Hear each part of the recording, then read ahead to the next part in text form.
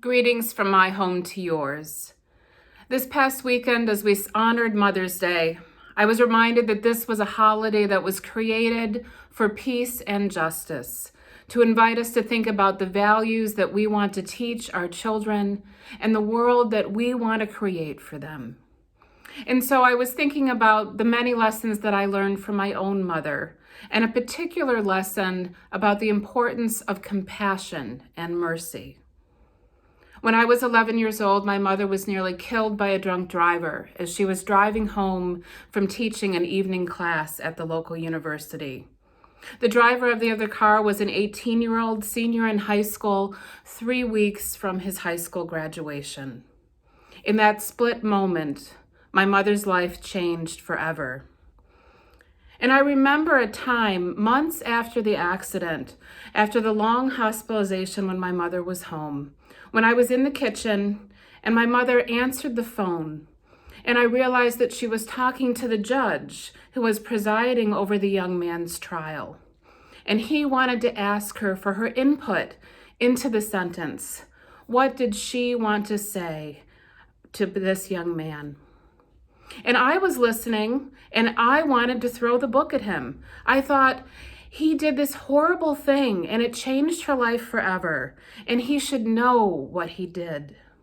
But to my surprise, I heard my mother talking to the judge and saying that she didn't want him to go to jail.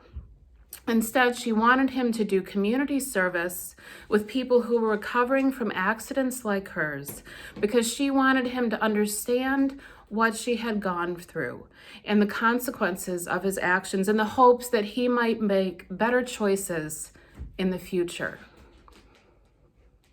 I was so surprised to hear her words, and I thought about them a lot in the days going forward. What does it mean to choose compassion over judgment? What does it mean to choose mercy over revenge? What does it mean to provide an opportunity for growth instead of just more shame? I think about the suffering that we are going through right now as a world and as a community, and I wonder what it is that helps us to choose compassion, to choose courage and growth, and what are the examples that we have known in our own lives that help us to make that choice. Years later, we saw an article in the newspaper, and the young man, as he grew up after those years of community service, decided to become a police officer because he wanted to give back to the community and he wanted to help other people. So I invite us to think about the choices for compassion that we have in our own lives.